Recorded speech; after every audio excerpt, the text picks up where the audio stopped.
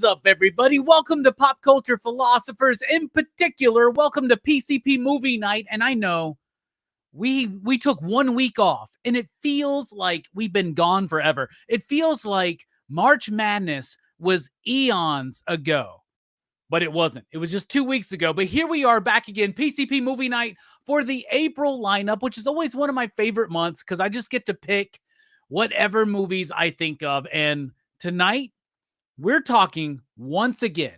If you notice, there's a theme in 2023. That theme is this: important moments in cinema history. That's what we're talking about. We're talking about movies that change the landscape of film, right? We've already talked about such classics like Surf Ninjas, Cyborg, 40,000 views on YouTube right now. The audience knows what's up. You know, say what you will about Van Damme's Cyborg, but just like Rob Liefeld would say, the numbers don't lie, okay? And tonight, you know us here at PCP. In the PCP crew, excitable we are giant fans of Sylvester Stallone. We've talked about the Rambo franchise. We got the Rocky franchise coming up at the end of the month. We've talked about Demolition Man, Cobra. And tonight we're talking about one of his best films, Stop or My Mom Will Shoot.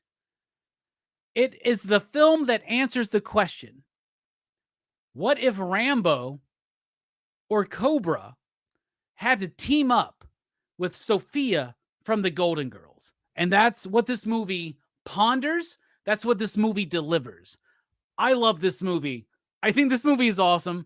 I think it's underappreciated. I appreciate everybody for being here. Evan, GT, Spillio, Station, Pop Pop Boom, and Two Gun Pedro's in the house. So pew pew as well. Let's dive into this movie. We cannot dissect and lay under the table or under the table, on the table. We do all of our autopsies under the table. We cannot lay this movie on the table and dissect it without the main surgeon himself. It's Jelani. What is up, my dude? What's up, Station? Man, I oversold the movie. I mean, it's a movie that we watched together, and now we're going to talk about. Yep. So I'm not really mad about that because this movie, I thought it was kind of cute, to be honest. It's a charming film. Speaking of charming, and everybody remembers our favorite sitcom from the 90s because Stop or My Mom Will Shoot came out in 1992. And one of our favorite sitcoms in the 90s was I'm Not Mad About Manny. It's Manny. What is up, my man? Yeah, that was a good show. They tried to run us off the air standards and practices a bitch. But I will say, this was a film that we watched for 2023, and it was important. It was important. I'm just so pissed off. We missed the 30th anniversary of the film last year. You know what I'm saying? 31 years old, this film. Damn, we're old, y'all. This film is 31 years old. We're older than this film. Yeah. I remember watching this. I don't think I watched it in the theater, but I definitely watched it on VHS. And it was I say this a lot with some of these films, but this was something that was in constant rotation when we were renting film. And Brooks has the same story. So let's bring in Brooks, man. You love this, dude. You remember this VHS 90s? Yeah. Stop or My Mom Will Shoot. Yeah, this is during the peak Stallone period too, when he was rising. You know, he was still on the rise. Yeah, he hadn't even made Demolition Man yet, right? That was like the next year, wasn't it? Like 93 or maybe? Yeah. Was it? Do we know that? Yeah, 92. It was kind of a different turn for him. You know, he's dipping his toes in the comedy a little bit. Yeah, Demolition Man is the very next year, the following year. Speaking of Demolition Man, this man only eats at fancy-ass futuristic Taco Bells. It's Mike 06. What is up, my man? I don't eat a Taco Bell at all. Well, you eat it in the future. So what were the Crunchwrap Supremes like in Demolition Man? I don't know. They were not crunchy or supreme. God damn. So- All right. Way to kill the buzz of the flow. Thank you for being here, Mike. I appreciate you being here. Yeah. For this milestone in cinematic history.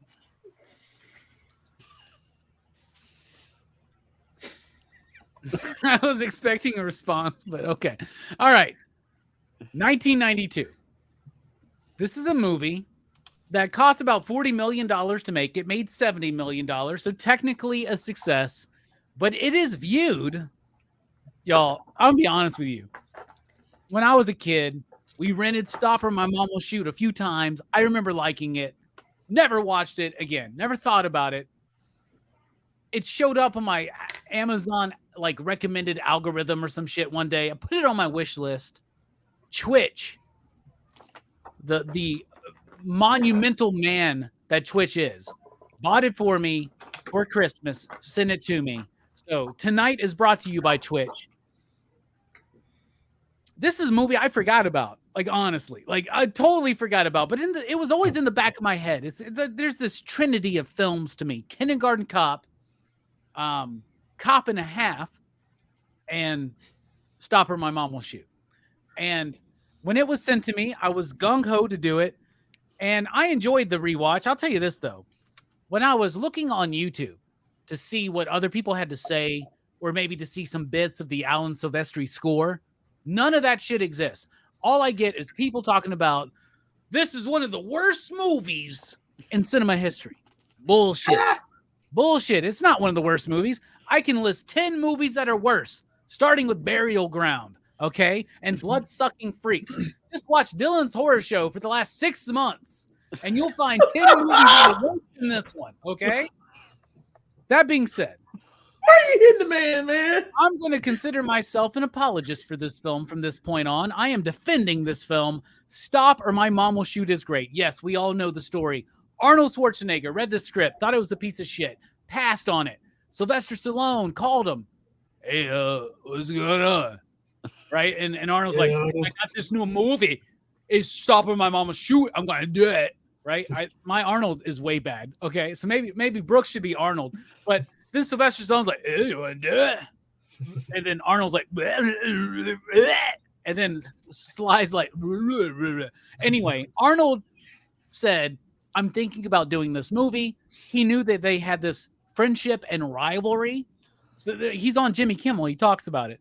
And he told him, yeah, I'm thinking about doing the movie. Sly jumped on it, took the movie.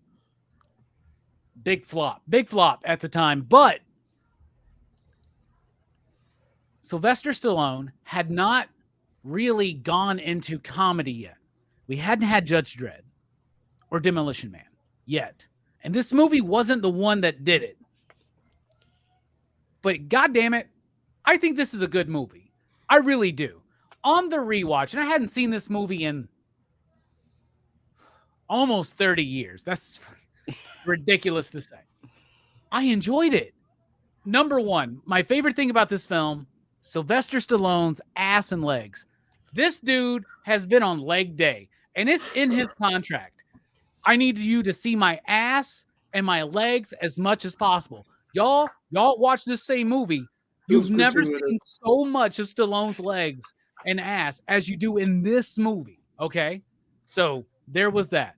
Number two, this movie is less than an hour and a half long. It gets in, it knows what it's trying to do, it does the job, and it gets out. It does not, as we like to say, overstay its welcome, right? I think Stallone's pretty fucking funny in this movie. I think he does a great job of playing that like whiny, burdened son who's like approaching 40. He's single. He's got his life. His mom comes in, Estelle Getty, playing the same role that she played on Golden Girls for like 20 years. I don't fucking know, right? But like just nailing it. I love this film. It's great. It's got comedy that I think is genuine. Is it a predictable film? Yes. This movie's not trying to change the game. But by not trying to change the game and just making a very competent film, that changes the game, at least in 2023. I think more movies today need to take lessons from this film. Sometimes you got a shit idea. It's not going to work. You just get some good performers, you put them together, you make a tight movie that's got comedy, some really solid action set pieces. Y'all cannot tell me that truck coming up against that plane is not a very dynamic scene. It is. It's got Alan Silvestri doing the music. Very capable there. But the movie also, as predictable, as obvious, as typical as it is, it's got a charm to it. It's got heart. And it goes in, does its job, and gets the fuck out. And that's what most of us Americans do every day, right? We get in, we do the bare minimum, and we get the fuck out. That's what this movie does, and it does it well. So, Jelani, Stop or My Mom Will Shoot, the rewatch. Overall, your history. What is it with this movie? You've never seen this movie, right? Not once. No. First time watch. What did you think about it? I mean, it's a movie. It did its job. Like it was I'll say this. It's not some of the garbage we've been watching. So it's not. I would say it's not garbage. And that's a low bar for me because like I actually laughed in this. A comedy is supposed to do one job: is make you laugh and make you feel something. And it did. And that's one thing with comedy, and you got it right. You nailed it. I mean, it's an overbearing mom that comes into town to bother her like her Lethal Weapon son. Who's not really that much of a lethal weapon. I mean, he's all right. He's a good shot. He's a really, really good shot. Like shoot signs from up. Yeah, he shoots signs. Signs, dude. And freaking shot. I know that. And he's got the shot where he like takes out the demolition ball. It's freaking insane how his shot is. But like, I thought it was it's a competent film. It has a plot that you can understand. It's Estelle Getty, and I love the Golden Girls. I absolutely adore the Golden Girls. If you didn't know, thank you for being my friend. I know every word of it. Even longer version. If you threw a party, yeah, it's awesome, man. I love Estelle Getty. So on you knew. Yeah, and sorry, I love that song. Love it. But I mean, I don't mind her. She is the overbearing mom. And that gets into the themes of it, but the music is competent. I think this is Jo Beth Williams. Jo Beth Williams is the police lieutenant, I think, and she's okay. I mean, they both should be fired for workplace stuff, like a whole bunch of workplace issues. Like they shouldn't be doing this. Like nowadays, they've been fired, like both of them. Like. You kissing people in public and like that, and she's your superior officer, and she's smacking them in the face and hitting them and stuff. You can't do that shit in front of people. You lose your job. You can't give swirlies to motherfuckers and like keep your job. You don't do that. In fact, you don't see that guy no more after the swirly. You don't work at my comic shop, obviously, but yeah. Oh, okay. Well, yeah, definitely. Those are all things you can get away with. Swirlies. Yeah, apparently. But workplace drinking on the job, all that junk. But that being said, it's still light foot. Like me and you have worked plenty of jobs together. We both trained. No. I'm talking about police officers. Oh yeah, damn it! I didn't do my preference. I do my preference every time I see a cop. Fuck the police. Fuck the police. Fuck the police. I should have done that first. Fuck the police. So I'm mad that they do all this shit and get away with it. Ha ha, it's funny, And on that serious note, on that serious tip, that's a bullshit. But you can't be drinking at work. You can't be bringing your mama on cases and stuff and get your mama killed. What you stupid? It's a whole bunch of shit. But it's a comedy, so I take it with a grain of salt. It's 1992. They were probably doing that shit in 1992, so I'm okay with it. It's a movie. I'll get over it. It's a movie. It happened, and it's a movie. It happened. It seemed like it was enjoyable for you. Like you didn't feel like you wasted. I didn't hate it. Right?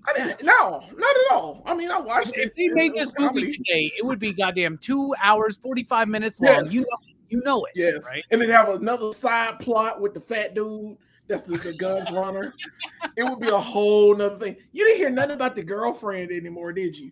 Like he had the girl, my girlfriend, da da da. That was gone. That was a lost plot point. A whole bunch of plot holes in this movie. It's 1992. It's a comedy. You just go with it. It's one of them. You just, hey, this is a thing that we did. This is a movie that you clock in, do the bare minimum, clock out, and be good. Get that paycheck. That's it. Speaking of bare minimum, Manny, what do you think about Stop Mama Shoot? Well, my history with this film is I thought it was Throw Mama from the Train, so I was pretty pumped for it for a while, and I was like, yeah, it's gonna be dope. And then I started making promos, and I'm like, this is not Throw Mama from the Train at all. This is something different. So I just want to say you all had a cruise choice. Nobody said throw your mama from the train. Throw mama from the train. Because we all thought we were doing it tonight. Yeah. so I did too. So to set the stage, Friday I kicked that off with Super Mario Brothers, and then Saturday I watched this really dope live stream with Herman Primetime Tom, and then Sunday I watched this. I drank very heavily after watching this. This is not a good movie. It's not. And like I wish I could say 1992 this was good for.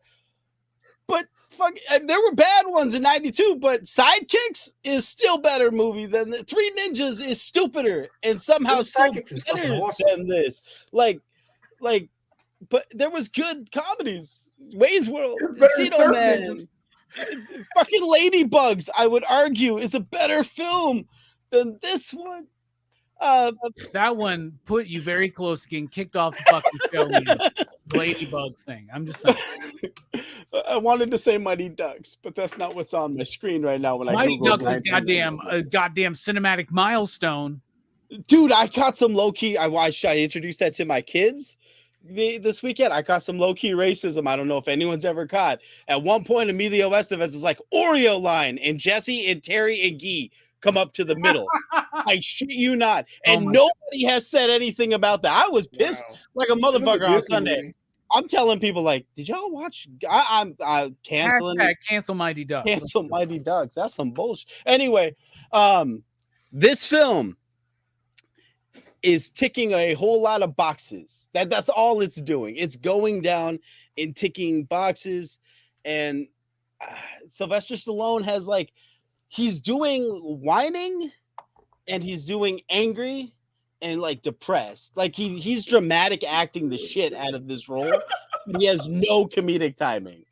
At one point, he goes to Estelle and he goes, gee whiz, you shot him. And you fucking feel his soul breaking when he has to deliver that line. I gotta say, gee whiz. This film might have some cult classic types fucking thing if Tom Hanks or somebody would have been playing the main role. But other than that, with this actor in this film, with this material, this is just ticking boxes to try to make what they thought was going to be a quirky buddy comedy, and it just doesn't work. It just doesn't work. But Throw Mama from the Train, on the other hand, if we want to talk about that movie, I don't remember if that movie was good or not. Yeah, we're gonna move on from that conversation. Okay. Yeah, not too big of a fan, says Manny, but Brooks, you remembered this movie fondly. I do. I'm curious. I love it, man. It's a hidden gem. Well, I mean, I can see it's a very mediocre movie in a lot of ways. It is very basic. It's it's very a basic concept of we want to take cop movie and mix in with comedy about dude having to deal with his mom. But I think that just Stallone's Stallone, he hasn't quite gotten his stride in the comedic stuff yet in this movie, but I think he does. He puts in a decent effort. It's funny, a lot of action stars were doing that, where they have this super serious persona, that people see them as. Arnold had that too. But when they take the comedy turn, it's just funny that that you're seeing this guy who's you're so used to seeing playing this serious tough guy, do comedy and be a little self-deprecating. And like I think Estelle Getty is like she's a treasure in this movie, man. Like it's it makes me laugh a lot, and then the humor is a bit corny, but I think like it doesn't matter, it just makes me personally laugh. Like I just really, you got Bruce Lee, Chuck Norris, you got Denzel Washington, Russell Crowe, but what we really wanted was Stallone Getty the whole time. Yeah. This is the buddy cop movie that nobody asked for, but we all deserve. Speaking of ass, can we just talk about this for a moment? Like, Oh my God. Sylvester Stallone. So, like, I really want to show off my buddy in this movie. Bro, he really like goes ham. No pun He's trying to intended. There's even a scene where he's like on the bed, he's in bed. Yeah, he's like arched up. He's like has ass up in the air. Yeah, you guys. He's like, look at my fucking He's like, quadriceps "Sick, hamstrings. Look at all the work I've been putting in. You know what I'm saying? Like he wants to show it off, man. He's like, I'm not just Rambo. I'm just like he's coming off Rambo 3, where everybody just thought he was the big giant dude who skipped leg day. He's proven that leg day is important to him, right? And I mean, come on, y'all.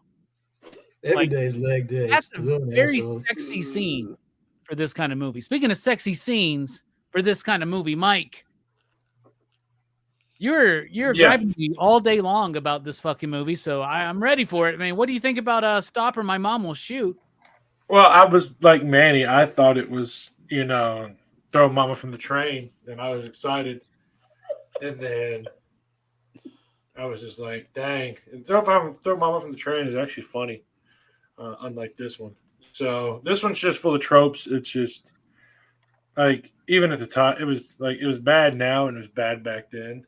Like I could see you being like a kid and like fresh off of like watching Golden Girls. Because I mean, what was it? Golden Girls was Friday night or Saturday night. I can't remember, but it was huge. I remember everybody watching it. I remember everybody watched that show. So it's just like, oh, it's Estelle Getty.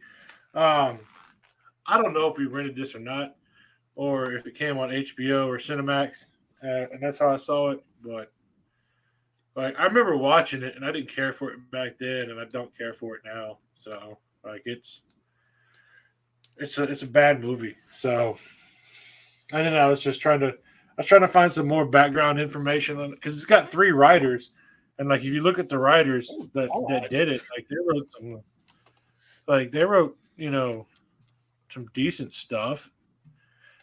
And I was like, one of the things the guys that wrote Twins. So it's like, but then again, they also wrote The Scorpion King later. So it's just kind of like, Yeah, but like the director's the guy that wrote 48 Hours. It's the guy that directed Turner and Hooch. Like there's a precedent set here. But I get what you're saying, Mark. Like there's a bunch of there's a bunch of professionals like on this movie, and for competent professionals too. Like it's I mean, it's got a lot of talent. And sometimes as a professional, you just go in, clock in, do the bare minimum, clock out, and get the fuck out and collect the paycheck. That's what we call MCU Phase 5 or 4. Yes, sir. And right. Yes, and sir. The thing too is we talk about, you talked about the Stallone Schwarzenegger rivalry, and it's like, hey, I'm thinking about doing it. Like, did Schwarzenegger read the script? He saw how terrible it was. Yeah. Like, why didn't Stallone? Was Stallone so focused in on beating him to it that he didn't even bother reading it? He just wanted to beat Arnold. And that Sylvester Stallone knows how to I don't think read. the script is that bad, y'all. I'm just going to be honest with you, man. It's tight. We'll get into all this later, but like, there's nothing to get into it. Like, brother, it's we're tropey the as same fuck. people that broke down Surf Ninjas. Okay, like, listen to me. Like, do you know who you're? Surf Ninjas has more depth in this. You film. love Ice Pirates, so don't talk to me about this. Ice bullshit. Pirates has more I depth. like Ice in this Pirates. film. I do too, and I'm just saying, like, we can like movies that are bad. Why are you coming in and shitting on the parade? God damn it, Bobby Darin down there, man. All right, Oh shit! this is too much for me. But you don't break the glass It's a good ceiling movie. of cinema without a great cast, right? So, what's your favorite performance in this film, Jelani? Duh, it's still Getty. Duh. I'm gonna take it. Yeah, I'm first. Yeah, me. I love that woman. She is absolutely right. Brooks, she is a national treasure. I mean, look, I do it like this. She kind of reminds me of my mom in some levels, but like way worse, like to the 11th degree. Like he's calling her like numerous times, so she doesn't come, and she shows up. It's absolutely insane that she like cooks a meteor-sized breakfast for him, and like he has to eat all of it before she leaves. Like, you forgot your lunch. He gets indigestion all day, man. All day. I love his partner's just like, damn, you ate a lot of breakfast. That's a lot of breakfast. But it's the most important meal of the day. It was crazy. I mean, she's such a great character. She's just so nosy. Like, she just gets into your business like way too much. She's interfering in his love life. She interferes with his work. She's always there with that little dog. She's so sweet though, because like I'll be like, I eat cookies from her, and that dude that was like, those cookies taste like shit. I was like, man, fuck you. I know them cookies are delicious. I know they are. Her name is Tootie. Right? Tootie. That's even better. Her name is Tootie. She's just she's Getty was just absolutely awesome. You know who she reminds me of in this film? She reminds me of my grandmother, man. And so when I watched the film, there's a piece of me that was like, man, that reminds me of my grandmother. Like the hair, the glasses, everything, man. Everything. I was there for it, dude. She kills the role. She kills it. She slays. She's absolutely lovely, man. She's absolutely perfect. And like, I love the best scene in the movie is the demolition part where he's like, stop, or my mom will shoot. I love that delivery. Y'all were talking about Sylvester Sly didn't have good delivery. That's a great delivery. Stop, or my mom will shoot. Like he plays the frantic exasperation so well to me in this film. But Estelle brings it out of him, and that's a great pick, Blaney. 100%. She's way overbearing, and her scenes are fantastic. Like the fact she wants to buy an automatic weapon for her Mac fucking 10 for her son just because she cleaned his gun, which generally is supposed to be greasy because you need it to work. I loved all those scenes, man. She has so many great little just snippets in this movie, and like it's her film. Stallone's just in it. Yeah. Everybody else is just in this film with Estelle Getty. So, like I said, she slays it. She slays it. Speaking of Slayer, Manny, bad movie Slayer. What do you think? What's the best performance in this film outside of Estelle Getty? Boom. You know what? I think the best thing about this cast is the amount of time I had to spend on Wikipedia trying to figure out if they were not the actor I thought they were. I'm looking at the lieutenant and I'm like, ain't that the girl from Men in Black? He's wearing an Egger suit guy. No, that's not her, but it looked just like her. And then the guy that's gonna jump looks just like the dude from Breakout Kings. I spent way too much time on IMDb, but I will say this: the best performance, the performance that stopped me in my tracks, the one that I can point to this day and say, I dare anybody to fucking question this, is the fucking little tuft of hair on the back of Ving Rhames' head. That little tuft of hair on the back of his head as he plays Mr. Stereo, according to the credits. That was amazing, because not only am I distracted by it's Ving Rhames, he then turns his head to the side, and oh my god, I couldn't even appreciate when Sylvester Stallone does the fucking move from the video games, where he shoots something and it falls on the bad guys. I can't even appreciate that because of the greatness. The appreciation I had. Do you realize how easy it is for an actor to portray menace when they're big like Ving Rhames? But nah, he took it to a whole nother level. He kept it menacing with this. Oh my gosh. It was like I thought that he had scared Kid and Play so bad they were hiding behind his fucking head. I was so shocked by what I saw, and I loved it. I love it, man. And when I watched this film too, the first time, like this week, and I was like, that's Ving Rhames. And then I saw it and I was like, whoa, that's Ving Rhames. Good. Brooks rocked that same do back in the day in 1992. Brooks, what's a performance you want to highlight? I like the fat redneck dude, the gun dealer, the kind of, I guess he's like the main, not the main villain, but kind of like one of the kind of like a lower tier. Yeah, the villain, guy I who guess. shows back up at the end and he's got She runs. But He's my like he's the girlfriend- one who's like shadowing her in the gun shop. He's like, hey, this old lady's interested in buying a gun for her son. It's like, why don't you come with me? Yeah, I thought he was really funny. Like I loved how he like he just shows up and he just like comes up, walks up to this little old lady, and he's like, hey, you want to buy a gun? And he sells her a fucking Mac 10. And then later on in the movie, like he's like, he's like, I'll help you out because you saved my girlfriend's life, showing that he's a man of honor, not just a fat redneck. And there was like a continuity error though. It was like when she knocks him out with the frying pan the second time, which I'm like, how in the fuck did she get high enough to hit him in the head with that frying pan?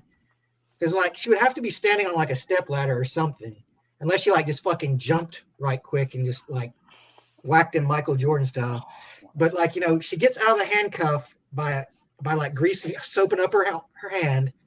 So like the cuff is still closed when she gets her hand out of it. But somehow, like as she's leaving after she knocks him out, she cuffs him to that rail. So like, how did she get the cuff open? I noticed that too. I did, but I wasn't going to let that distract me from the greatness of this. It ruined the movie for me, dude.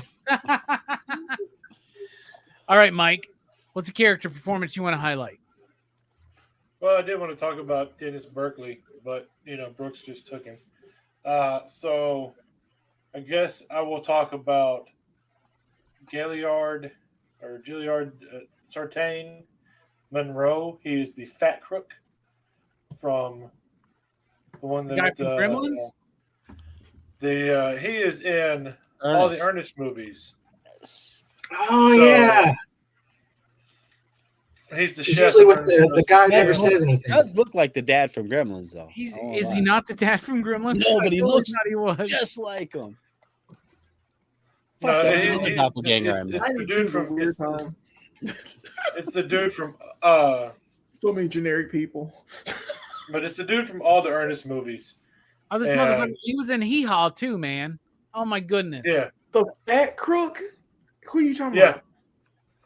The The dude fat- who the- like the henchman of Oh the yeah, sheriff. he was in all the Ernest movies. Yeah, he's got the Fredo southern sound. voice. Yeah. I forgot about him. He's the demolition ball guy. I forgot. Stop, or my mom will shoot. Yeah, it's just funny to see him play a character that wasn't like that was kind of outside his norm. Like he's always kind of a funny guy, and now it's like you got this comedian that's playing a serious role. So it's kind of weird. And then I was gonna say Dennis Berkeley, the guy Brooks talked about, his biggest movies after this was Suburban Commando with Hulk Hogan, Fuck Hulk which Hogan. was a way better film. I don't know. Never about seen that it. one. We're gonna Never will. unpack that in Never another will. thing. For me, I want to highlight Roger Rees, who played the main villain, Parnell. He was Robin in Cheers, right? Who stole Fraser's wife, but he was also the sheriff of Rottingham and Robin Hood Men in Tights. And I like him in this movie because he's like trying to do his best. Like, I can be like Alan Rickman in Die Hard. I can do that, but he's in this movie, so it doesn't really quite work. But I do also want to spotlight Sylvester Stallone. I think he's got good timing in this film. Style and structure. This movie's competent. It's very competent. The best and most competent part of this movie is the script for me. It gets in, it does the setup, it has Act 2, it pays it off with Act 3, it balances everything out, it focuses on comedy. The action set pieces are amazing to me, especially the airplane scene with the truck. I love that shit. I think the best part of this movie is its structure. Like, it's just like boom, boom, boom. It gets in, it gets out, it's done. And I don't feel like there's anything that was left out. I don't feel like there was anything that was too long. It works for me. I think it's a very competently made movie. And I think a lot of movies today need to look back at a movie like this and be like, you know what? We got better ideas today than this. But what you need to apply, the lesson to apply from this film, is you don't have to go overly long. You don't have to go overly hard. You don't have to weirdly stretch. You can have a simple movie, get in, tell the story, and get the fuck out. And that's what this teaches us. And that's why it's one of the most important films in cinema history. Jelani, what do you think about the style and structure? I mean, once again, it's a movie that happened, and it's a comedy. It's a basic generic comedy. It's got, I mean, there are a ton of movies like this. You've already mentioned like Kindergarten Cop and Cop and a Half. I mean, where you put the police officer and the thing that's a fish out of water, Turner and Hooch, all these things. You know, you partner the cop with the dog. You partner the cop with a little kid. You partner the cop, you know, and it's one of those movies, and it does what it needs to do. You're right. The chase scene is one of my favorites too, where she's driving and like he's like, oh, stay on the road, and she's like, yeah, shut up, yeah. You know, I love like their banter during that scene. It is tightly shot. It's tightly made. It's in it. You're right. It's in and out, and each scene kind of has purpose to the next scene of where, you know, she witnesses the crime. She's still overbearing to her son. He's trying to figure this stuff out, but he wants her to like stay out of it, like, you know, give your little witness testimony and leave, like go back to Newark. I love these little scenes with him and his mom trying to figure out, you know, she's trying to figure out him, like his life now, and he just wants her to go. It's little things like that. I like the characterization between the mother and son. Once again, I'll go back to my themes, but that's the main theme of this. But as far as how it's shot, looks great. I think it's fine. I don't think it's like beautifully shot or anything, but that scene with the truck is fantastic. When it did the airplane chops into the engine block, that's awesome. You're right. It looks good. It stopped the plane at least. You know, they should all be dead, by the way. I don't know why the bad guy like kept stopping to try. Oh, I'm gonna enjoy killing you. I'm like, what the hell are you doing? Just shoot him. Just bam, and then shoot the rock. Bam, and let the dog run away, or shoot the dog. Who cares? You're a villain. But I like all of it. It's like, and it just abruptly ends. She has like the gun, and then shoots it. And just, you know, this the title of the movie. You do the title of the movie at the end of the movie. She shoots the guy in the shoulder. You know, doesn't kill him. Nobody really dies except like the redneck's brother, and I think that's it. I don't think I remember anybody else dying. So it's like really lighthearted. I think it's, you know, it's an hour and, was that an hour and 30 minutes? Almost an hour and 30 minutes? Like the other thug got thrown off a building. Oh, yeah, that's right. Yeah. Got thrown. That's right. 2 people died. That's right. I forgot about that scene. That was kind of lame. The way he died. I'm like, you died so stupid. Why would you sign like, we're going to fake our deaths? It's a part of the plan.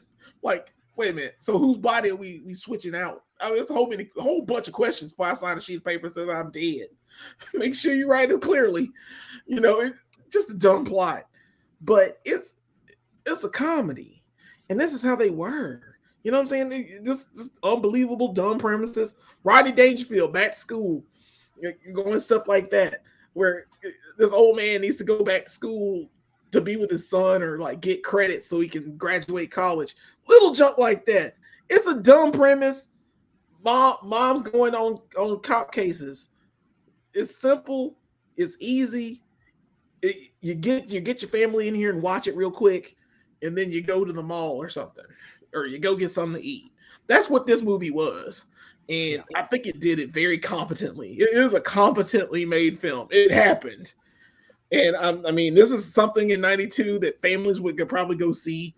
they'd be like, ah ha ha ha, it's Estelle Getty and Sylvester Stallone goofing around. You go, like, you That's go all to the this mall. is. You go to the mall. You go to the food court, and you go watch this movie. You're out, and you're back home by 9 o'clock. That's it. You know what I'm saying? You just get it over with. It's one of them movies. So like it's easy enough for it to be that short, to get the premise in and get out. You're right. That's all it is. And there's so, nothing wrong with commercial property. Right? Exactly. I ain't actually mad at this. Manny, style and structure, what do you think? I'm pissed at this. No, this was like you guys said, it's well lit, I guess. It's got it has a really good That's an improvement from today's films. You can see everything on the screen. Absolutely. I didn't think the CG was horrible. The Black Panther was the animation was fucking terrible. What is that at the beginning? Is that just a fuck up on my copy, or is that really how they did the title card? No, that's how they did that. That shit was whack, man. That shit was whack. I'm like, is there going to be more cartoons in this movie? Like, there fucking better be. That would have been so much better.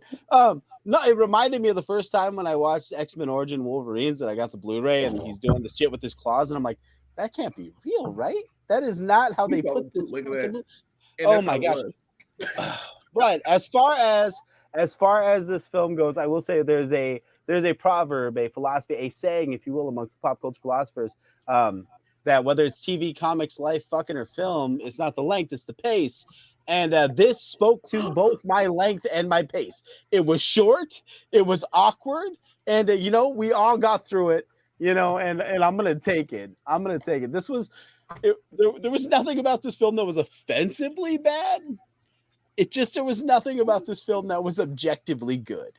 So that being said, they're gonna put that on the back of the next Blu-ray special edition, man. Oh shit! I hope so. God, I hope so. There are moments that I'd like to see explored. Like I want to know what happened when he came back home and the fucking pissed off redneck is still strapped to his banister. We never resolved that shit. That was 20 minutes that we could have had. They were hoping for a franchise, I'm sure. Oh, I hope so. I we can still go back to it. Jack Black could easily play that. We got to call our buddy Nikki over at Nikki B over at Dynamite. Be like, who's got the rights to stop her mom? Oh, we can. Me and Manny got an idea. Oh shit! So that being said, it was there's nothing, like I said, there's nothing horrible. This goes into music because I'm not going to go too hard on it. They repeat shit a lot. Like a lot of the jokes are repeated. A lot of the music is repeated. Like shit gets repeated. Well, not trying to get very repetitive. Yeah, but that they're like Alan Silvestri, how much? And he goes this much. They're like, how much for? It's like the Chris Rock bit in Living Color where he goes, good Lord, that's a lot of money. How much for 15 minutes of music that we can just use over and over again? And they're like, okay, we got that. We can do that. Absolutely. That's what happens here. I mean, I got to give it props that it made a feature length film out of one joke. You know what I mean? There's one joke here. And they made a feature length film out of it. So I give them props. Yeah. Speaking of making a feature length out of one joke, you ever seen this guy's dick? It's Brooks. Brooks, why don't you tell us what you think about the style and structure of this film? Well, I think it's good for what is this? Kind of a brief action comedy. I think like a lot of what makes this movie feel a little bit mediocre is kind of the fact that that the comedy and the action kind of water each other down a little bit. But, I think the performances, really carry this movie more than anything. But, it is a pretty simple movie to grasp. It's basically a cop movie with a comedy that his mom's there. You don't really get much in the villains development or anything on their side. They're barely in the movie really. Like the head villain. He's in for a few minutes, I think, in the beginning, and then towards the end, he's just oh, I hate these guys so much. It's dude, you barely know these guys. But he's not doing much. I think it was a decent. I couldn't say there's anything wrong with it. It was briskly paced, I think, and not bad. There's nothing wrong with a brisk pace. Yeah. There's nothing wrong with a brisk iced tea from Lipton. Yeah. You know what I'm saying? And everybody, Mhm. check out Lipton. Go to Lipton.com. Put in the code PCP Shills, and you're going to get nothing off of your order. Mike, Style and Structure, this is your bread and butter. What do you think about this milestone in cinema history? So in February of 1992, you could have seen Wayne's World, Beauty and the Beast, Hook, The Great Mouse Detective, The Addams Family, Radio Flyer, or that's about it. But yeah, Wayne's World was like the number one movie in February, and it was just beating the shit out of Stop or My Mom Will Shoot. And it's got a better story. Like it's kind of got this, like it's got a good part A, it's got a good part B, and it's got a good part C. Just like Stop or My Mom Will Shoot. Like, get out of here with that bullshit of this movie's got the story and structure. This movie is a trope. It's taking one joke and making it and trying to make it funny. They take a piss on suicide, which isn't funny. They take a piss on mishandling firearms. You should never point a firearm at somebody's head. Live or So righteous about this movie, unloaded. Mike. So righteous. Yeah, it's a comedy. Damn. well, they're He should have been just pointing taking- at Mac 10 at his mom while he was holding it. By He the was way, holding a Mac 10 yeah, the well, whole time in his stomach. By the way, Wayne's World objectifies saying, women like, they in just- multiple gays. it Okay, was- I'm just gonna say that. All right, let's get that out of the way. All right. Showing and all that. All right. Do So, what? break What it about Wayne's down. World? Nothing. We all know that the best movie of February I of mean, 1992 was, in fact, Stop or My Mom Will Shoot. so that's about it. Music is by Alan Silvestri, who did Back to the Future, lots of other films that we all love dearly. Not his best work, repetitive, but it gets the job done. It's fine, but it doesn't stand out to me. So, Jelani, tell us what you think about the music, and Manny's. Then y'all know what to do. Y'all know what to do. Okay. Dun, dun, dun, dun, dun, dun, dun. That's the movie. That's the whole movie. And then like the car chase scene was like, it's very pithy music. It's up there. It's very lighthearted and jovial and repetitive. And it keeps going on and on throughout this film. You were right, Manny. It does. And it gets like grating to a point. Like it's very like annoying the fact that this music is like this, but it's Alan Silvestri, so I'm like, I'm okay with it because like he's even got like big band stuff in this. And like you get like little tropes of big band. You get a few things that are just cute. These cute little heartwarming moments. Music. I mean, the music goes well with what's happening. Like I said, the car chase music is my favorite, but now I can't remember any of it all of a sudden. But the whole car chase, that whole music, that's that big band sound that was coming during like the big chase scene. And I don't know. It was okay. It's okay music. It makes me think that, Alan Silvestri was paid like a lot of money just to do this. And he was just like, "Yup, thanks, guys. Well worth my time." Speaking of getting paid, like one of these days I'll pay you, man, Manny. I swear, I gotta pay you, man, for the work you do. So yeah, absolutely, dude. Absolutely, dude. But yeah, what do you think about this music, man? What's going on? I don't worry ever about getting paid because Brisk Iced Tea makes sure they take care of all of our needs here in the Pop Culture Philosophers. They can take care of your needs too. If you need to fuel your creativity, that's Brisk Baby. So make sure that you check out the link in the description. That's Brisk Baby. Do they even still make that shit anymore? Because I used to love that stuff, man. I think The Claymation Rocky commercial. That's brisk, baby. Oh, Yeah. I forgot about Look at it, Love it, right? Oh, that's awesome. That's awesome. Just like the 4 bars of music that are featured in this film. It was very it's just repetitive. It's like fucking StreamYard music. Like if you put the StreamYard music in, it just plays on a loop. That's what we got with this. It was okay. It was all right. It was fine, I guess, for the opening scene. Ooh, there we go. You hear this? Now imagine that for 90 fucking minutes. That's what we got. Yeah. I want. Oh, I need to play this when we start talking about theme, don't I? Oh shit, dude! I got Jungian archetypes and shit. I'm ready. But no, yeah, the music. It's hard because like y'all keep saying Alan Silvestri. I don't know who the fuck that was. I thought that was an artist at Image. Like I don't know who the fuck we're talking about. Is that the forgotten Silvestri brother? There's Eric, Mark, and Alan. Yes. Yep. And yeah. So that's it's music. I actually listen. The fucked up thing. Here's the fucked up thing. And it's no one's fault. I listen. It's Robbie's fault. Actually, fuck. This show gets me having to listen to music, right? Because I'm constantly like, I don't know. I didn't pay attention to the music. So now I'm like, I got to pay attention to the music. And then you got me this. I felt like I was fucking being punked. You know what I mean?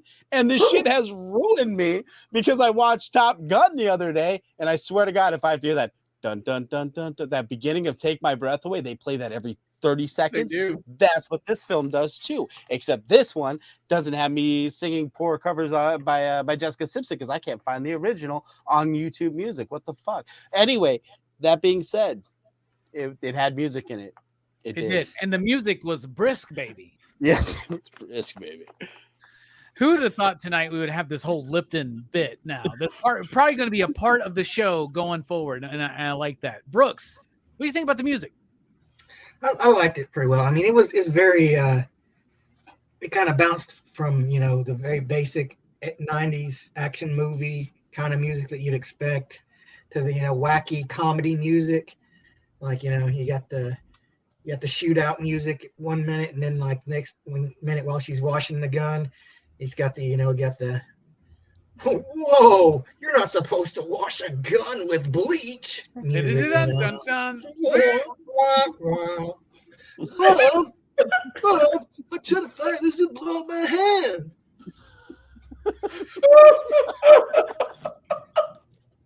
Yeah, a pretty basic soundtrack overall. I mean, very fitting for the movie though. Yeah. So Mike, tell us how the music in Addams Family and Wayne's World is better than the music in Stop or My Mom Will Shoot. Ballroom Blitz. Not said right there. So, what do you think? Did you notice the music in the film? Do you have thoughts on it?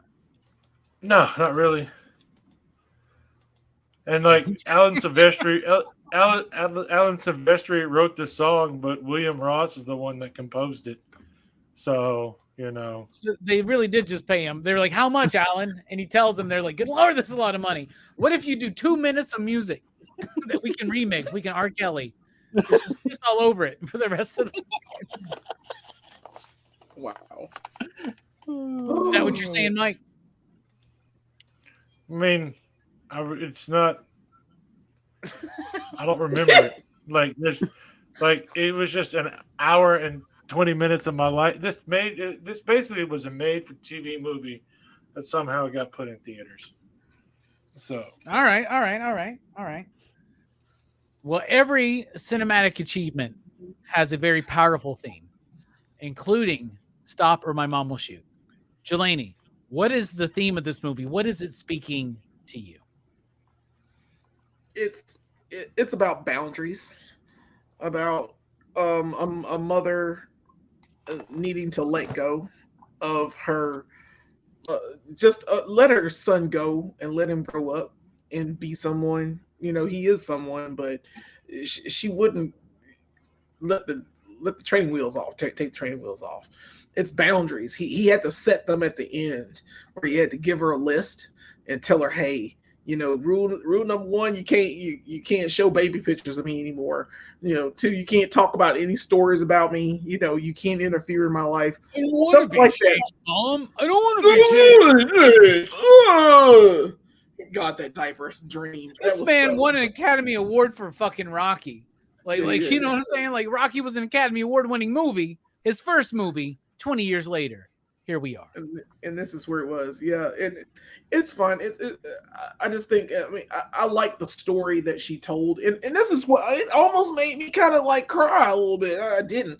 But the story where he's talking to the lieutenant about how he was 13 years old and his father died and she was like a wreck and she couldn't do anything. And he like made the funeral arrangements. He made all the arrangements for everything to happen. And she was like, you know, she's just in awe of him, of how beautiful he was. That's a great comedic moment. It is. It's Estelle, a great scene. Yeah, Estelle tells the lieutenant that, and it's a very like emotional scene. And he walks in, and then they play it for comedy. They play it for comedy. That's how it works. Yeah, that's beautiful. I loved it, and like, and it's the boundaries, I think, of a mother and son, a bond that can't be broken even by like a stupid comedy. It is. It's just, I think that's what I got from it. I thought it was sweet. I really did. Like I said, I don't hate this movie. I think it's a cute film. The romance is kind of weak, and like I said before, they should have gotten fired. But you know, once again, boundaries. You know, you need to like keep your love life and your work life separate. You know, you don't bring your work, you know, shit where you eat.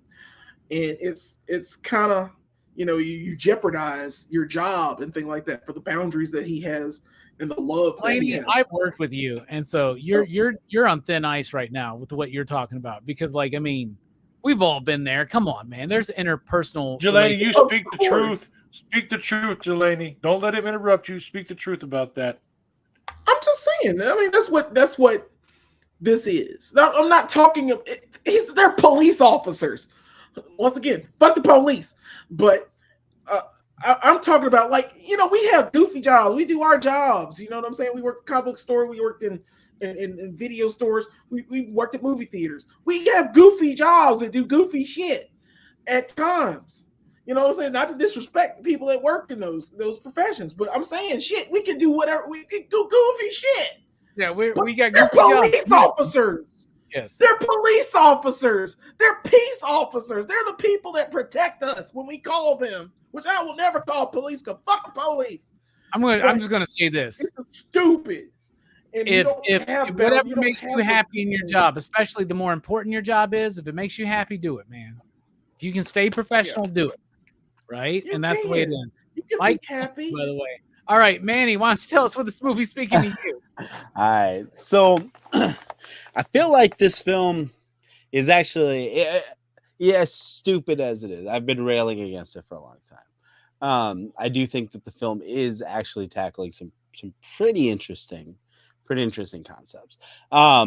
There's something to be said about the tyrannical mother, tyrannical father archetype, Jungian archetype, right? And I feel like that's what this is really about. It's twinged slightly with some Freudian stuff as well. What we have is a man who's afraid to lose his identity, and to say that this is not a real deep-seated issue, a deep-seated problem that men have. Let's look at all of the toxic masculinity that got on full display by myself and Jelani during the She-Hulk reviews. These things are very real. I think that there is a deep rooted fear here, and there's also this overarching idea of parents taking over their children's lives, even in a passive role. Sylvester Stallone's father passes away, and Sylvester Stallone's forced to bottle up his emotions, which forces him to live as a man-child for the rest of his life. Like his father's passing and the amount of control that both his parents exerted on him. And then he's become this kind of unable to to go with more feminine parts, aspects of his personality. He's not able to understand how to be in his relationship with the lieutenant because he's so scared of his overbearing mother. He's never learned how to open himself up to those things. He's so guarded and scared. There and it's what it's done is it's not only created a stilted man baby, it has also fucked up his acting ability based on the way he delivered his comedic lines. This film talks this film talks a lot about the just identity in general.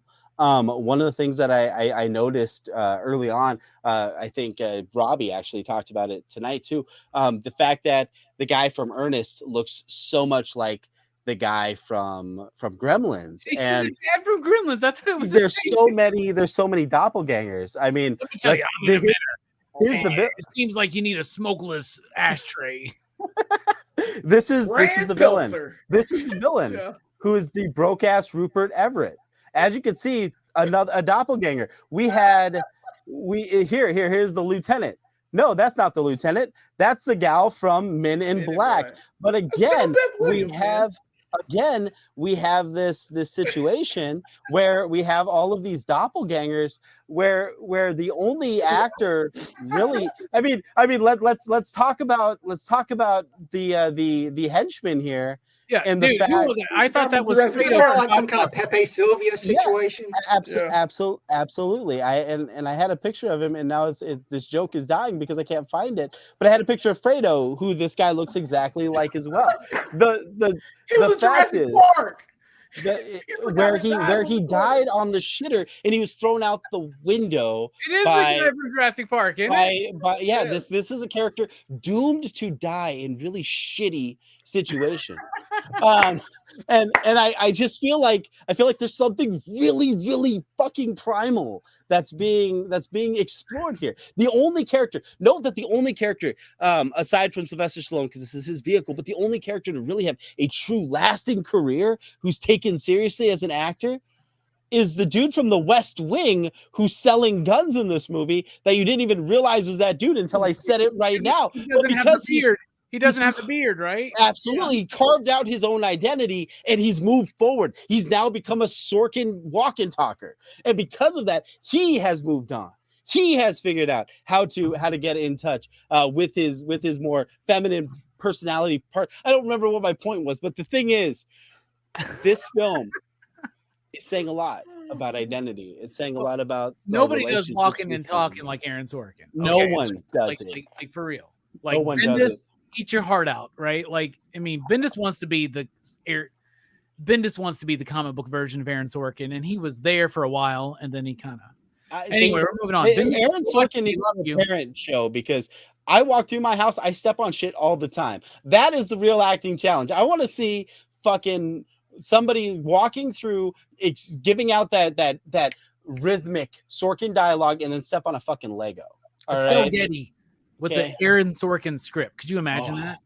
Oh my! She would have been phenomenal. And once we again, already had that. That was Nurses or Empty Nest. Can we just take a moment to just appreciate Sylvester Stallone here? All right. Anyway, good points, Manny. Look, whatever they were. Speaking to you, man. Is it identity? I think this movie is like one of the main point to this movie is that just because your mama isn't always right doesn't mean she's always wrong. It's like it's funny watching this movie because like my mom is not like Estelle Getty in this movie at all. Like she wasn't like she didn't clean up after me or anything. She was a working gal. So like basically as soon as I was able to do chores, I was doing all the chores. Wait a second, bro. When you say working gal, you got to really think about that. Oh yeah, she was a woman who worked. she wasn't a street walker. Okay. She was not like a nighttime worker. Not that there's anything wrong with that. There's anything wrong with that. We're sex positive here, y'all. Yeah, we are. Okay. We are. All right. But yeah, so like my mom always like we're just making. She never cleaned up after me. She didn't like she made me. but I do like sympathize a lot with Stallone's character, and like the whole, he has the whole dream and is like, stop trying to change me, Mom. Like, I don't want to be changed. And yeah, like I get that because like your moms like do that a lot, or at least mine did, like trying to control your life, because they think they know what's best for you, even though like sometimes like you just don't want to do that, maybe you don't want to do what your mom thinks that you should be doing, and you want to do your own thing. But you also got to like keep in mind that sometimes you got to listen to your mom and like heed her advice. You can't just always be like blowing your mom off. You're like, because sometimes she is right, and she oftentimes she does want like what's best for you. So like it's got it's kind of a delicate balance there, like but listen to your mama. Yeah, no shit. Mm-hmm. Sometimes Listen to your mom sometimes while you can. All right, Mike, I hesitate to ask you, but what does this movie say to you? What is it about? What's the theme? Y'all put too much thought into this. Y'all put way too much thought into it for. Is that the point of this operation? Crazy. I mean, is it? So, I mean.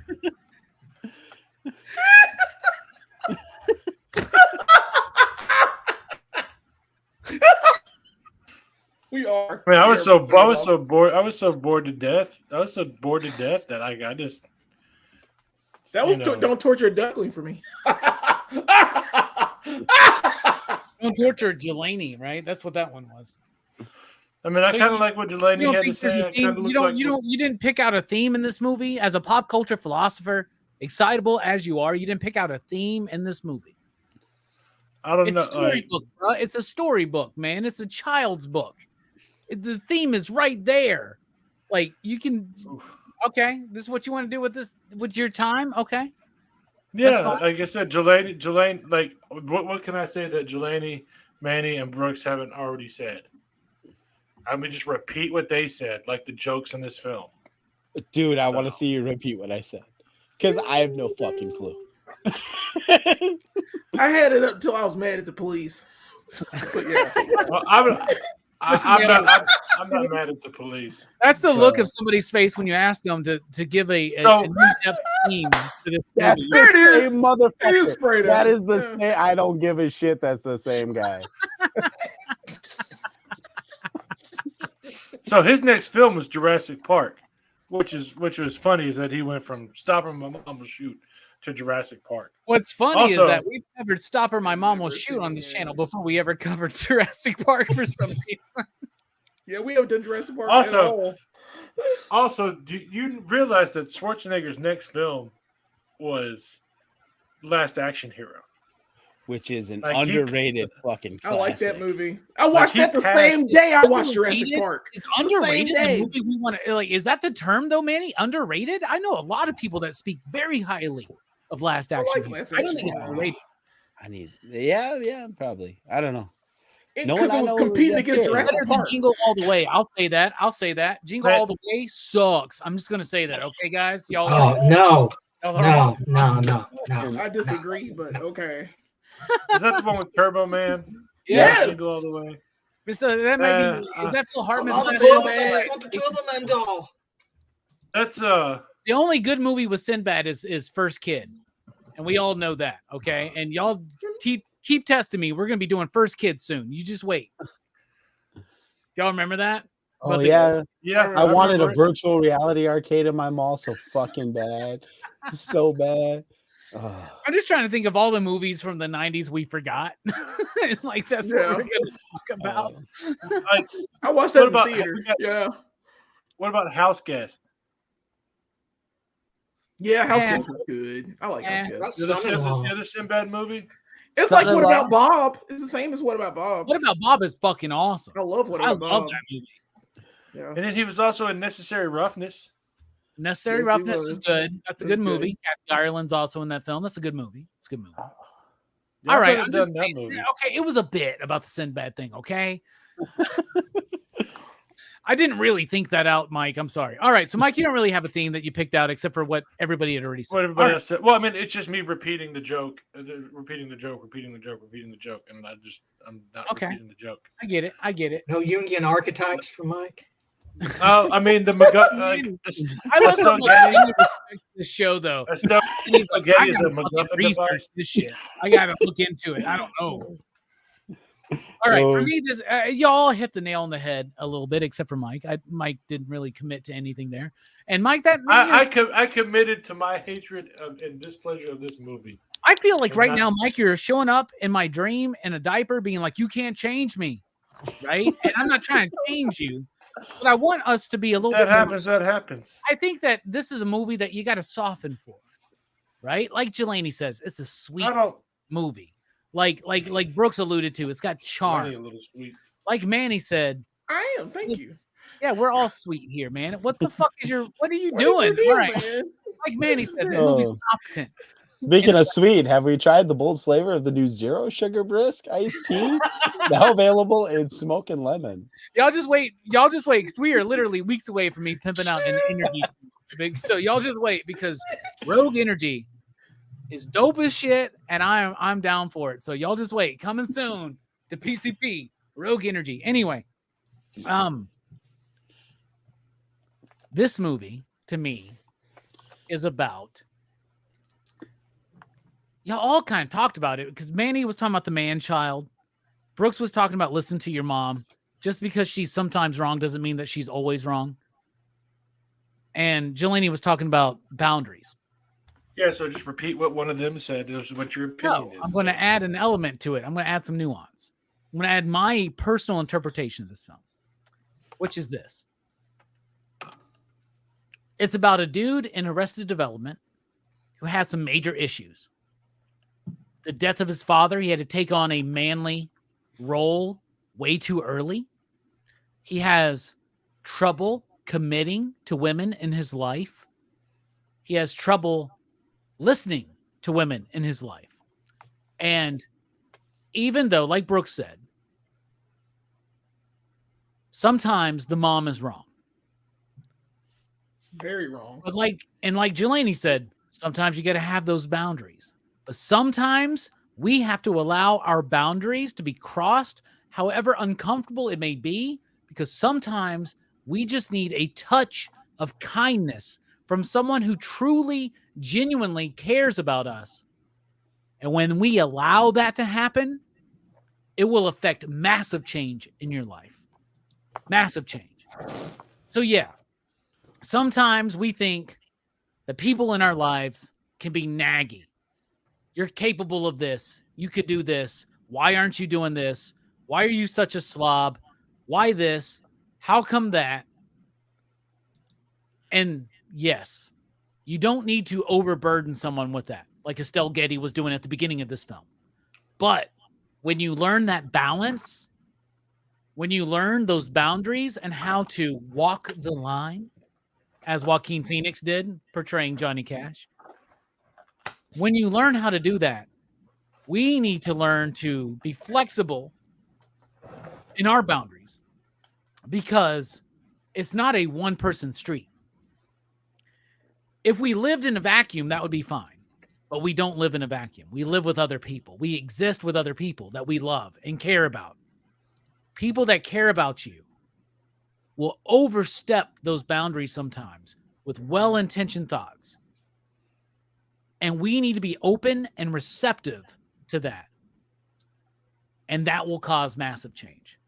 That will cause happiness. Sometimes we just need someone to go, I understand.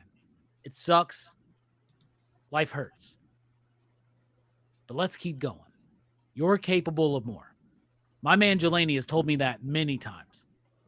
You're worth it, like, dog. This is real shit. You know what I'm saying? This is, maybe we're digging too much into it, but that's what we do here at Pop Culture Philosophers. This is Stop or My Mom Will Shoot. God damn it, this movie is sweet, and it's got charm, and it's in and out, and it does its job, and it does it well, and it's better than most of the fucking recent films I've seen. I'll tell you that. So, that being said, I think this movie's pretty swell. And make those boundaries, but be a little lenient with them, with people that you care about, that truly care about you, and listen to them. Listen. That's all I got to say. All right, Jelani, it's time to rate the film. You're about to kick us off, but you out there in the chat, if you watch Stop or My Mom Will Shoot, out of 5 possible you digs, what do you give it? Jelani? I'm eager. I mean, like I said, I don't hate the film. It doesn't make me mad. I genuinely laughed like 2 or 3 times in this movie. Like, just like not expecting to laugh. And I laughed. And I can't remember those 3 times, but because it's a jumble now. But it's such a good film. I mean, it's just, well, not good. It's okay. It's a bunch of okay. I will give this, I'm going to give this a 3. This is an average deal. I was going to give it a 3.5, but it is kind of goofy, you know, a little overly goofy. But I mean, I would watch it again. Like, for goofs and all, I have to be incredibly DNH to get that level. But I think, yeah. But it's just, I watched this one straight as fuck. Wow, I was a little high. Yeah, I did. I did. Like, it was good. It was good. I wouldn't. I was totally straight when I saw this movie.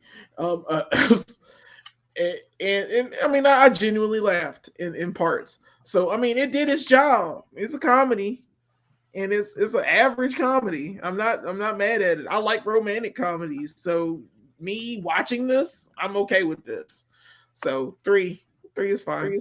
All right, 3 you digs from Jelani. What about you, Manny? I'm gonna go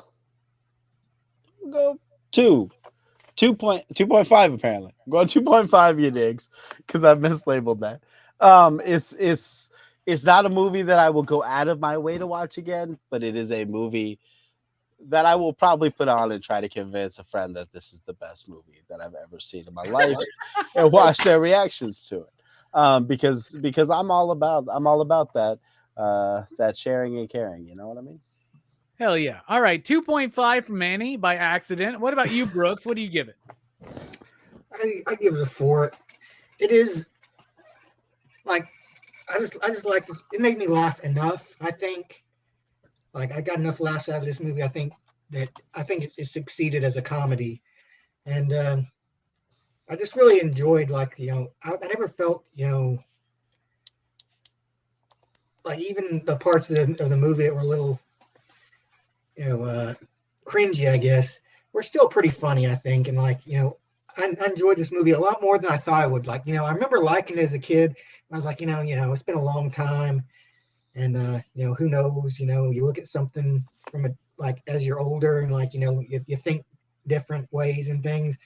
But I still enjoyed the hell out of this movie. I thought it was pretty funny. So yes, I think it's slightly above average for me. Damn, a 4 from Brooks. That was. I didn't think we were going to get that high tonight. I'm very excited to get that high with you, Brooks. Mike, what do you rate Stop or My Mom Will Shoot? 2. Good digs. Wow, that's actually not too bad. That's not terrible. I mean, the movie's not bad enough. I mean, the movie's bad, but it's not bad enough to deserve a 1 or a 1.5 or a 0. So that's the later Hellraiser stuff. Okay. I mean, it's no Rocky 4. You're right about that. All right. For me, I'm going to go 3.5. 3.5. I think the movie's enjoyable. I like it. It reminds me of my childhood. It reminds me of my grandma.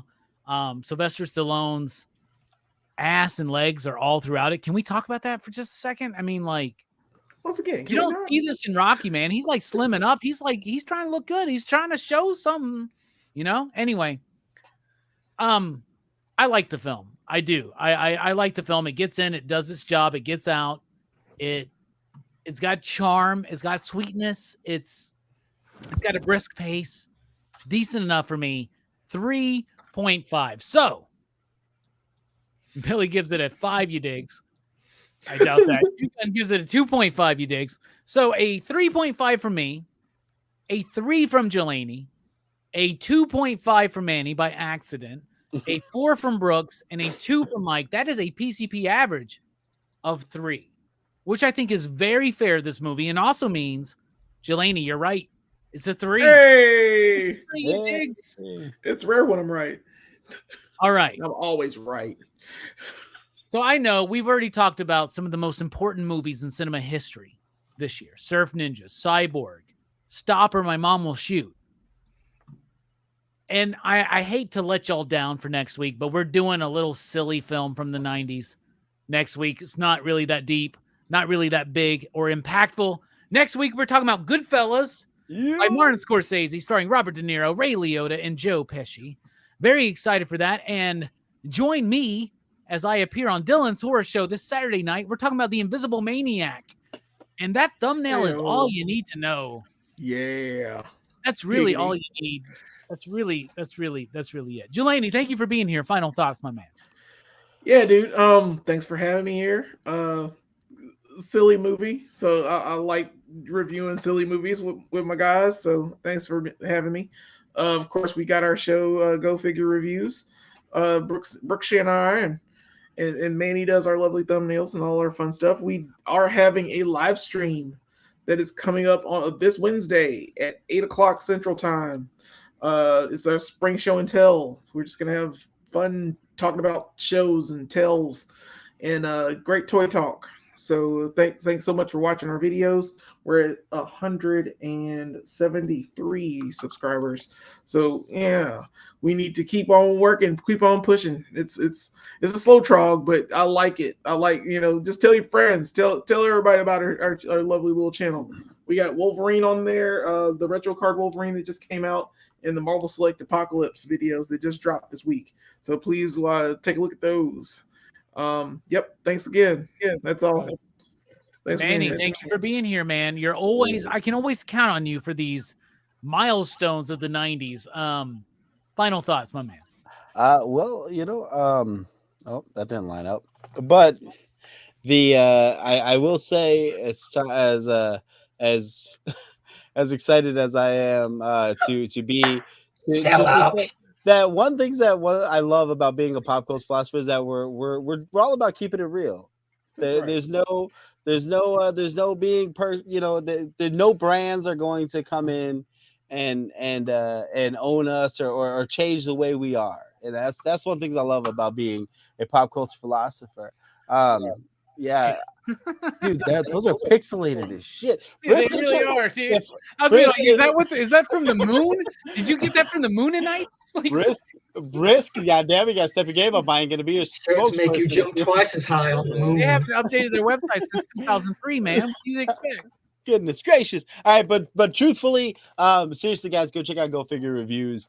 Absolutely astounding stuff. One of the things that I love about Go Figure Reviews, not to just keep hammering on this, you will see the review of the toy that they're reviewing, but they also pull out other versions of that toy and contrast. Like, as a toy head, that's one of the things I fucking love. Like the Wolverine review, and it's not just like, hey, look at all these cool figures. Like I have a bunch of figures, but for me, it's just whipping my dick out on the table. With them, they know what they can explain their dick.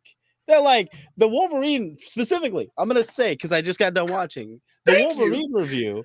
The Wolverine review. There's a point in it where they're talking about the different types of claws, like which claws have the better claws. And to hear two people that love action figures enough to not only banter back and forth about the claws on their Wolverine, but speak intelligently about which ones they like. Like, as a toy head, that you've found your clan, you've found your fucking people. So you definitely want to go and check out Go Figure Reviews. No bullshit. Check them out. You owe it to yourself.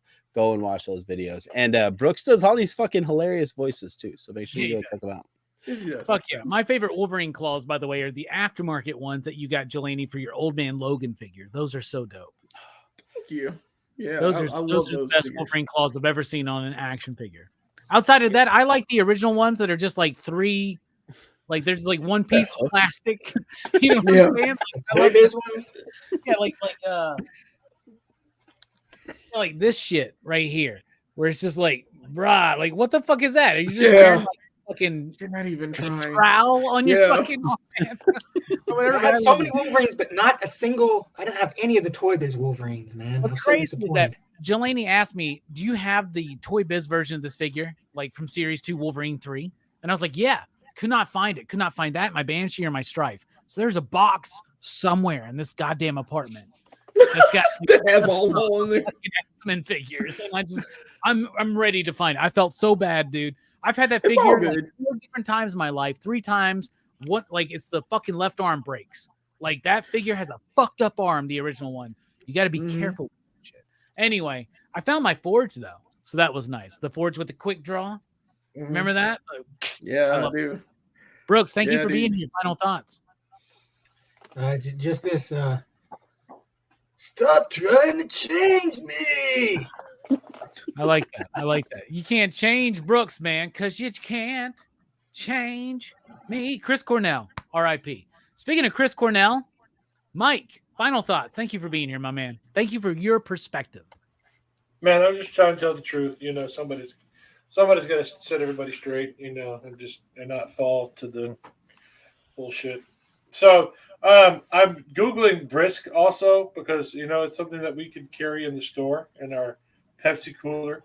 I just wanted to see what flavors they have. And I just noticed that they have a Dragon Paradise. It's a limited special edition for Taco Bell. So I know I said I didn't need Taco Bell, but I might have to go to Taco Bell to try this brisk tea. Everybody says they don't eat Taco Bell until they need Taco Bell, and Taco Bell's always there for you.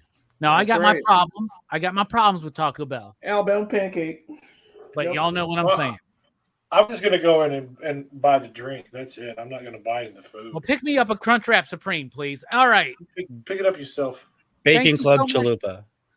Thank you. No, not here. That's an Alabama pancake. It's not good, man. Trust me. Chalupas are not the same here, apparently. They're not here. Yeah, apparently. At any Taco Bell. In fact, when I was in Florida, I should have went to a Taco Bell. We should have went to a Taco Bell, Mike, so I could have gotten a chalupa with Bueller. and like we could have done like a taste test. We passed a bunch of them too. I didn't see as many Taco Bells there as I do here. There's like a Taco Bell in every fucking corner. Yeah. It's like every corner in this town, there's a church and a Taco Bell right next to it. It's like ridiculous. All right. Thank you all for being here tonight for Stopper My Mom Will Shoot. Join us next week for a Goodfellas, little known movie from the 90s. I know we're stretching for that one. And then Saturday Night Dylan's Horror Show, The Invisible Maniac. Does that not look like a movie you want to watch? It's one I'm going to watch, and I'll be there. All right, we're dipping out. Thank you so much for being with us. Station, pop, pop, boom. That's brisk, baby.